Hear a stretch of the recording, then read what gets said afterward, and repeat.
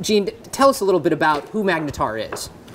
Magnetar is a hedge fund, and it came up with this strategy where it invested in a bunch of these very complex mortgage bond deals. There's about 30 of them in 2006 and 2007.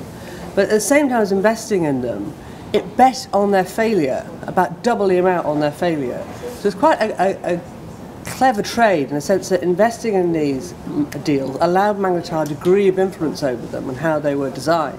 But at the same time, it had this bet on that would pay double should these deals fail, should the whole subprime market collapse. Yeah, to make this clear for people at home, let's just break it down a second. Basically, it's like building a house, paying to build a house, and then buying insurance on the house in case it burns down, of course. But they built the house, Magnetar did, in such a way as to, it was designed to burn down effectively, right? So then they collect on the insurance, which, if derivatives were regulated like insurance, would have probably been insurance fraud, but it wasn't because they weren't regulated, right? Well, there's two things. One is they would say these weren't designed to burn down the houses. Of course they would. Say it was a neutral strategy. They were trying to do it so that they would profit whether the housing market kept rising or whether, as happened, the housing market collapsed. So that's one area of dispute.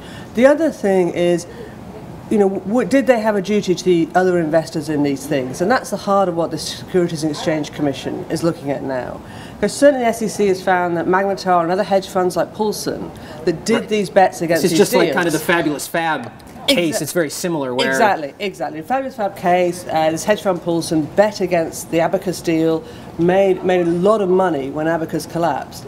The SEC looked at it and found out Paulson was just making a bet. It didn't have a duty to the other investors. Why are they going after Magnetar and not the underwriter of the loan, which I believe was JP Morgan?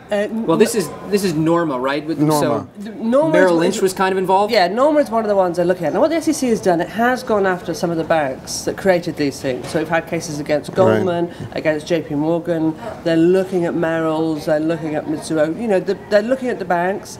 They're looking at the firms that manage the assets in these bonds. What is now new is they're also, with Magnetar, they're actively investigating whether with some of these deals, Magnetar went beyond making the simple bet and actually took over the role of selecting the assets. And the SEC is looking at whether, if they actually took over that role, so if they were having the final say on the assets, then arguably they owe a duty to investors. Now Magnetar says they didn't have final say, they didn't have a veto, so that they deny it.